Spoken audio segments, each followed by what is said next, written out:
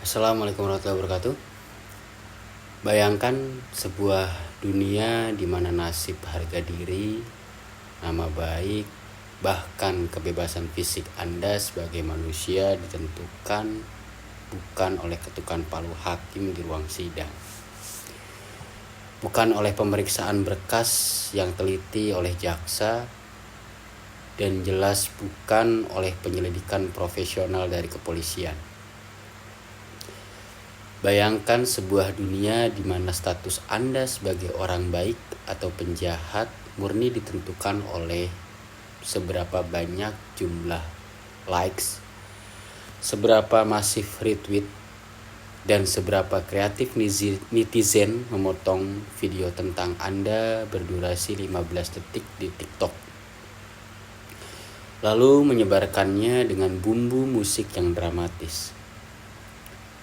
Jika Anda mengira dunia itu adalah fiksi distopia dalam serial fiksi ilmiah, Anda keliru.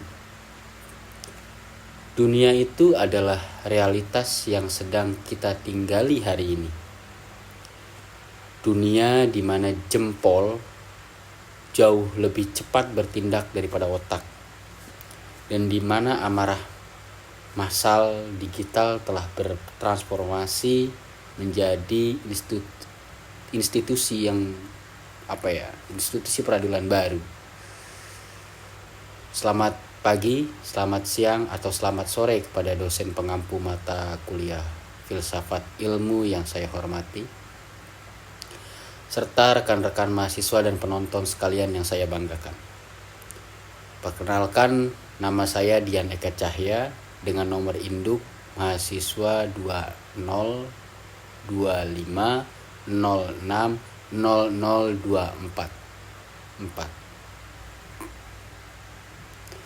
Saya adalah mahasiswa program studi ilmu hukum semester awal dari Universitas Siber Muhammadiyah. Pada kesempatan yang sangat berharga ini, izinkan saya secara khusus mengucapkan selamat atas wisuda dokter yang diraih oleh Bapak Dr. Muhammad Rizal, Sarjana Hukum, Magister Hukum, selaku Kaprodi S1 PJJ Hukum. Perjuangan panjang dan dedikasi Bapak dalam menuntut ilmu telah membuahkan hasil yang luar biasa. Semoga gelar baru ini membawa berkah, memperluas kemaslahatan, serta senantiasa menginspirasi kami semua, khususnya seluruh sivitas akademika S1 PJJ Hukum.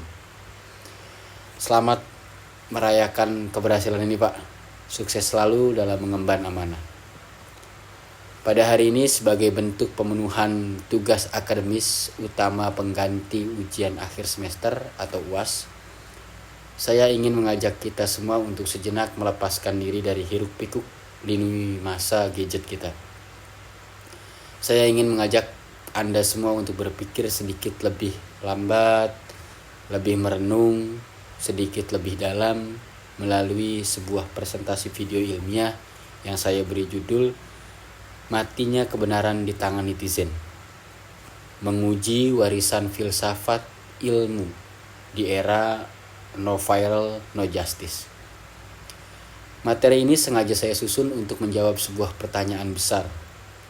Sebuah pertanyaan yang mungkin sering kali hanya dianggap sebagai pelengkap silabus kuliah yang begitu membosankan, yaitu masih relevankah filsafat ilmu saat ini?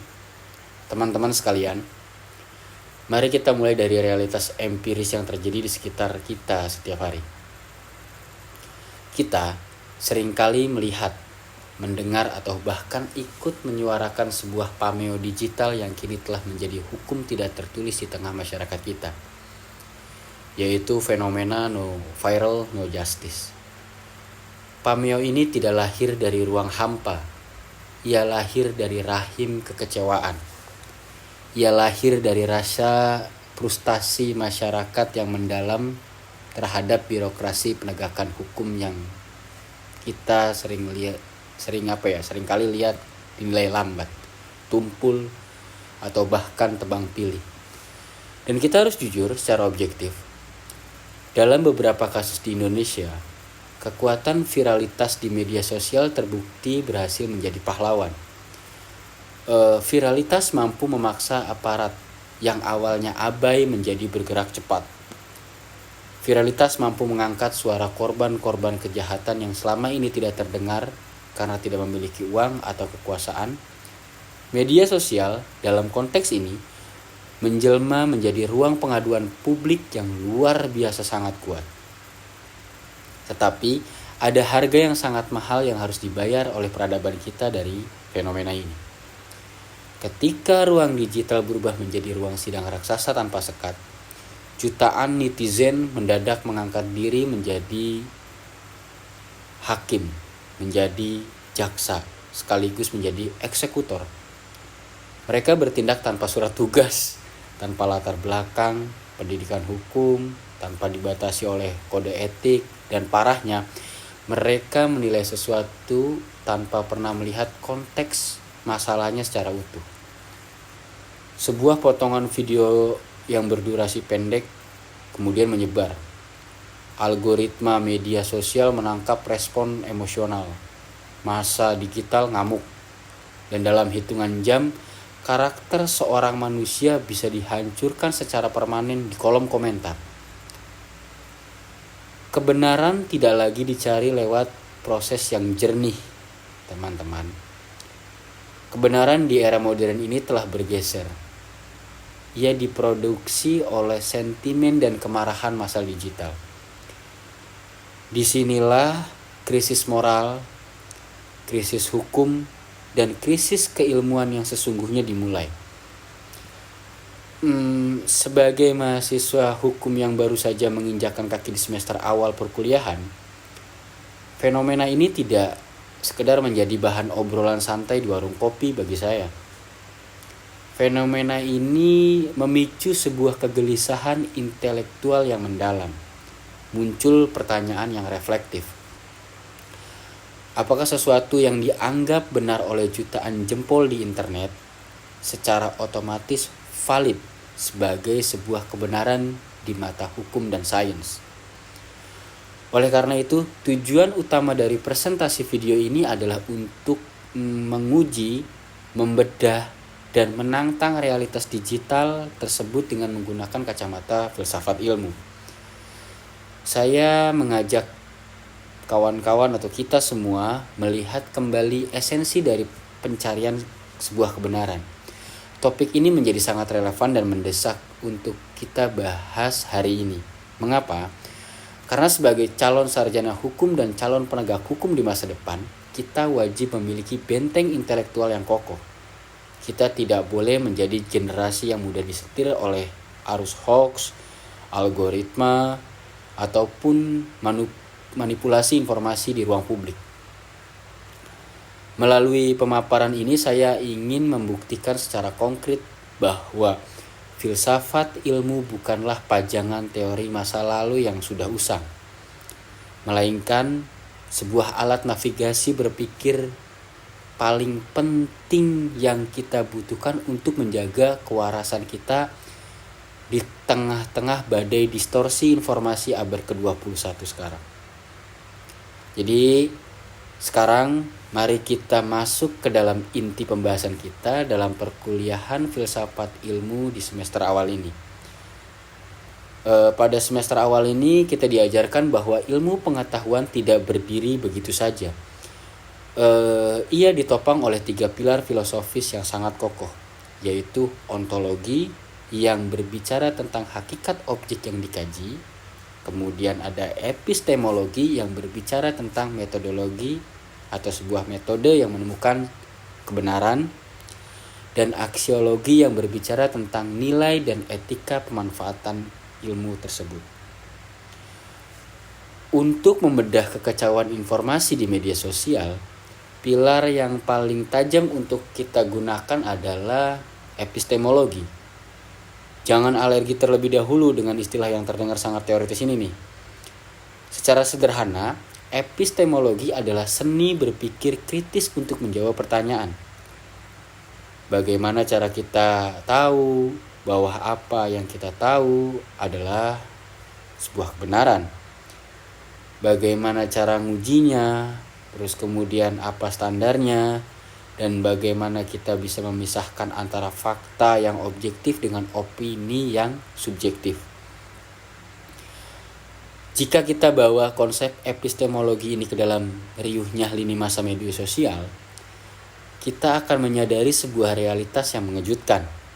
Saat ini, di ruang digital, kita sedang terjadi benturan ideologi yang sangat hebat antara dua teori kebenaran utama dalam sejarah filsafat.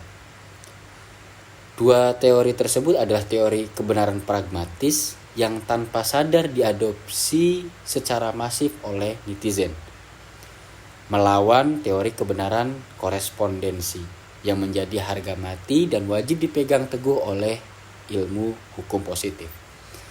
Mari kita bedah satu persatu, dimulai dari teori yang pertama. Teori kebenaran pragmatis dalam khasanah filsafat ilmu.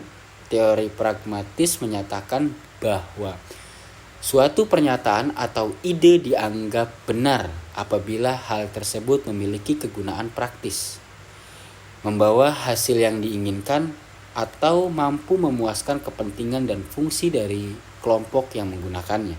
Sederhananya, jika sesuatu itu bekerja dan menghasilkan dampak yang memuaskan, maka itu dianggap benar. Sadar atau tidak, teori ini yang menjadi bahan bakar utama dari cara kerja netizen di media sosial. Ketika sebuah video dugaan ketidakadilan mencuat ke publik, ruang digital tidak memberikan waktu bagi penggunanya untuk berpikir jernih atau menganalisis secara mendalam. Algoritma media sosial dirancang untuk memicu emosi. Maka netizen langsung bereaksi dengan cepat. Bagi netizen, ketika identitas terduga pelaku berhasil dilacak, ketika akun media sosial seseorang itu tersebut hilang karena dilaporkan massal atau bersama-sama gitu kan. Ketika dia dihujat oleh jutaan orang dan ketika korban mendapatkan pembelaan publik, maka bagi netizen keadilan telah tegak dan kebenaran telah tercapai. Mengapa? Karena proses tersebut instan, praktis, kemudian berhasil memuaskan dahaga keadilan emosional kolektif mereka pada detik itu juga. Kebenaran versi internet ini tidak membutuhkan pembuktian yang rumit. Ia hanya membutuhkan kesepakatan massa. Namun, sebagai mahasiswa hukum, kita harus berani bertanya secara kritis. Apakah kebenaran yang lahir dari emosi yang meluap-luap, yang lahir dari kemarahan massal yang disetir oleh algoritma, bisa kita sebut sebagai kebenaran yang hakiki? Jawaban yang jelas nih, tidak. Itu bukanlah kebenaran objektif, melainkan sebuah kebenaran semu yang sangat rapuh, yang sewaktu-waktu bisa berbalik arah menjadi senjata pemusnah massal bagi nama baik seseorang tanpa ada dasar yang valid. Di seberang jalan yang berbeda arah, ilmu hukum berdiri dengan kokoh dan dingin menggunakan mazhab epistemologi yang sepenuhnya berbeda, yaitu teori kebenaran korespondensi. Teori ini menegaskan secara mutlak bahwa suatu pernyataan atau pengetahuan baru dinyatakan sebagai sebuah kebenaran jika dan hanya jika pernyataan tersebut memiliki hubungan kesesuaian, kecocokan, dan keterikatan langsung dengan fakta empiris real yang terjadi di dunia nyata. Sesuatu itu benar jika ada buktinya secara nyata, bukan karena disepakati oleh banyak orang di dalam mata kuliah pengantar hukum Indonesia dan hukum acara pidana yang saya pelajari di semester awal. Proses pencarian kebenaran korespondensi ini memiliki istilah yang sangat sakral, yaitu mencari kebenaran material. Kebenaran material adalah kebenaran yang sebenar-benarnya, kebenaran yang utuh, yang melampaui sekedar formalitas di atas kertas dan jelas, berada jauh di atas opini publik atau riuhnya pembicaraan di internet. Di dunia hukum itu dingin, objektif, dan tidak boleh memiliki perasaan emosional yang bias. Hukum tidak peduli seberapa keras netizen berteriak di dalam kolom komentar. hukum tidak peduli seberapa banyak tagar yang menjadi trending topik di media sosial. Ilmu hukum mengunci proses penemuan kebenaran ini di dalam sebuah koridor yang sangat ketat, ilmiah, dan metodologis. Di Indonesia, instrumen tersebut telah dikunci rapat di dalam pasal 184 Kitab Undang-Undang Hukum Acara Pidana atau KUHAP. Undang-undang mendikte bahwa untuk menyatakan seseorang bersalah atau tidak, kita wajib mengujinya melalui 5 alat bukti yang sah menurut hukum. Yang pertama adalah keterangan saksi yang melihat, mendengar, dan mengalami sendiri secara langsung. Yang kedua adalah keterangan ahli yang memiliki keahlian spesifik secara ilmiah. Yang ketiga adalah alat bukti surat. Yang keempat adalah petunjuk yang logis. Dan yang terakhir, yang kelima adalah keterangan dari terdakwa itu sendiri. Kelimanya tidak bisa berdiri sendiri-sendiri, nggak bisa, atau secara terpisah. Kelima alat bukti ini harus saling terhubung, harus berkorespondensi satu sama lain. Dan yang paling penting, semuanya harus diuji, didebatkan, dan dipertanyakan validitasnya secara rasional di bawah sumpah di ruang sidang peradilan yang sah. Bukan berdasarkan asumsi sepihak di ruang publik. Lalu, apa yang akan terjadi jika kita sebagai sebuah bangsa mencampur adukan kedua hal ini? Apa jadinya jika kita membiarkan kebenaran pragmatis versi netizen mendikte kebenaran korespondensi versi ilmu hukum? Mari kita bedah dampaknya melalui analisis kasus nyata yang sudah terlalu sering terjadi di sekitar kita. Kita tentu masih ingat atau sering membaca berita tentang kasus-kasus salah tangkap atau penghakiman masalah secara digital atau cyberbullying. Atau ada satu momentum di mana netizen dengan modal keyakinan penuh menyebarkan foto wajah dan identitas seseorang, lalu menuduhnya sebagai pelaku kejahatan keji yang sedang dicari oleh polisi. Hanya dalam hitungan jam, narasi itu divalidasi oleh ribuan bahkan jutaan orang. Jutaan komentar makin masuk, ancaman pembunuhan dikirimkan, keluarga orang tersebut ikut dikucilkan, dan dalam semalam masa depan serta nama baik manusia tersebut hancur berkeping-keping. Netizen merasa mereka telah menegakkan kebenaran pragmatis karena berhasil menghukum orang yang mereka anggap bersalah. Namun, mari kita lihat apa yang terjadi ketika institusi penegak hukum turun ke lapangan dan memegang teguh prinsip epistemologi korespondensi yang benar. Pihak kepolisian melakukan penyelidikan ilmiah berbasis digital forensik. Mereka memeriksa rekaman CCTV yang asli dari penyedia resmi, kemudian mencocokkan koordinat sinyal seluler GPS-nya, kemudian memeriksa manifest perjalanan dan memeriksa saksi-saksi kunci di lokasi kejadian perkara yang sebenarnya. Dan apa fakta empiris yang ditemukan? Faktanya berbicara sebaliknya secara mutlak. Orang yang fotonya diviralkan dan dihujat habis-habisan oleh netizen tersebut ternyata sama sekali tidak bersalah. Pada saat kejahatan terjadi, ia berada di kota yang berbeda, sedang bekerja untuk menghidupi keluarganya. Bayangkan teman-teman. Bayangkan jika kita atau sebuah institusi hukum kita lemah. Bayangkan jika polisi, jaksa, atau hakim ikut terseret arus amarah netizen dan langsung menjatuhkan hukuman tanpa pembuktian yang valid. Maka pada detik itu juga kita sedang membunuh keadilan. Kita sedang melegalkan gaya peradilan barbar abad pertengahan, di mana siapa yang memiliki massa paling banyak dan siapa yang berteriak paling keras, dialah yang memegang hak mutlak untuk menentukan siapa yang harus masuk ke dalam penjara. Fenomena trial by press atau peradilan massa di era digital ini bukan lagi sekedar gangguan kecil. Ia adalah ancaman yang nyata. Ia adalah musuh utama bagi peradaban hukum yang sehat dan demokratis. Para pakar hukum dan filsuf sosial kontemporer seringkali mengingatkan kita tentang sebuah bahaya besar yang disebut sebagai the death of expertise atau matinya kepakaran di era digital.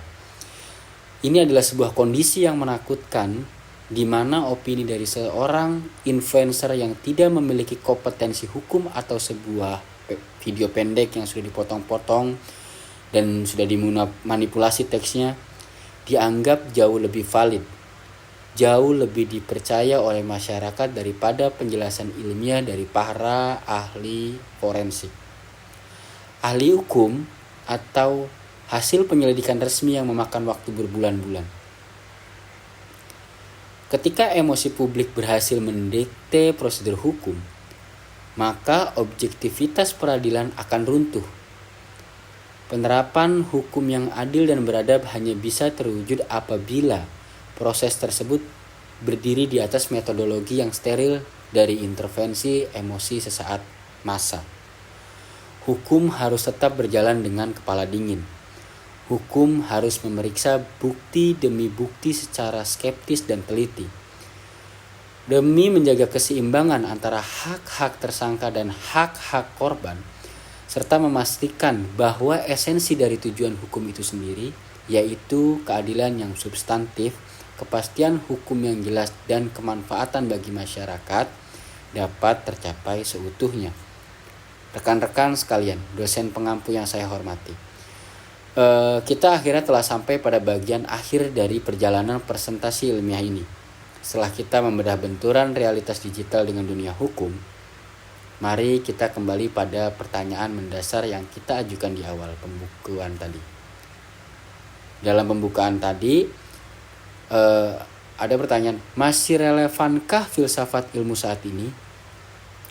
Sebagai mahasiswa hukum yang berada di semester awal, jawaban saya dengan penuh keyakinan adalah filsafat ilmu tidak pernah sejauh ini menjadi sangat penting dan krusial dalam sejarah peradaban manusia modern.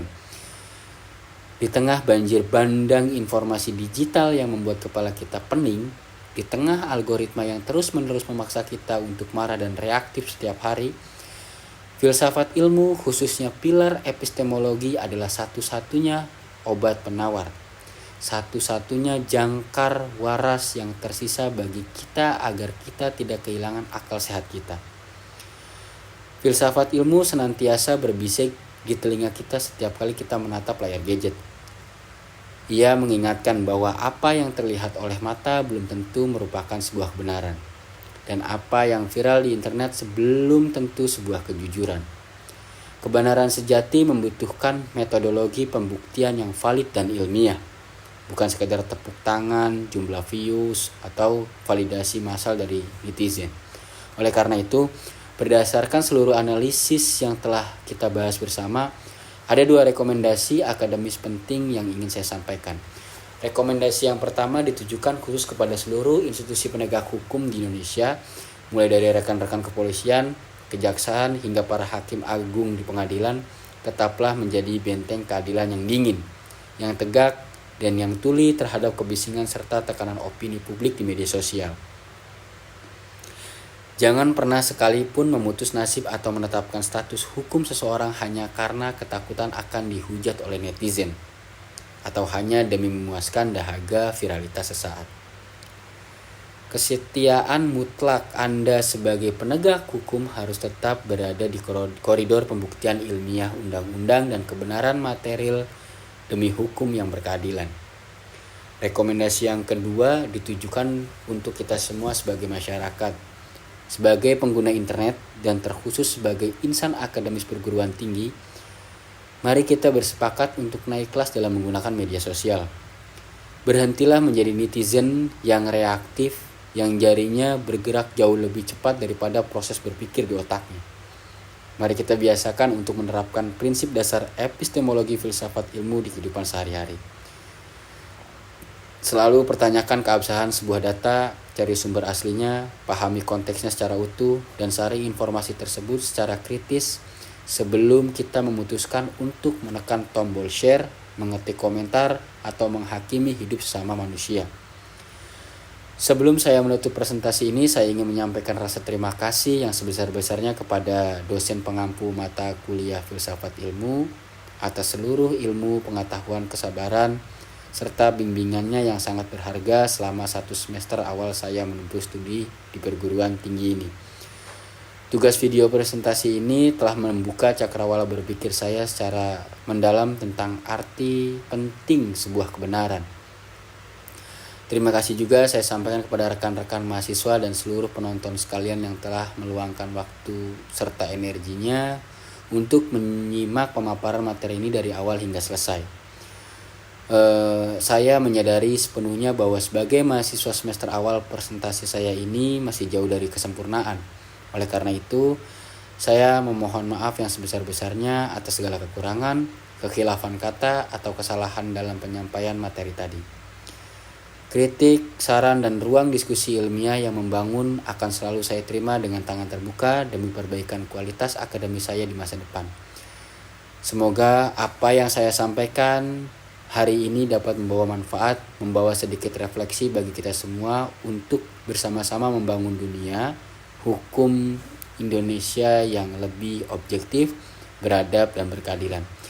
Saya Dian Eka Cahya, pamit undur diri. Wallahi muwaffiq ila aqwamit thoriq. Wassalamualaikum warahmatullahi wabarakatuh. Selamat pagi, siang, atau sore, dan salam keadilan.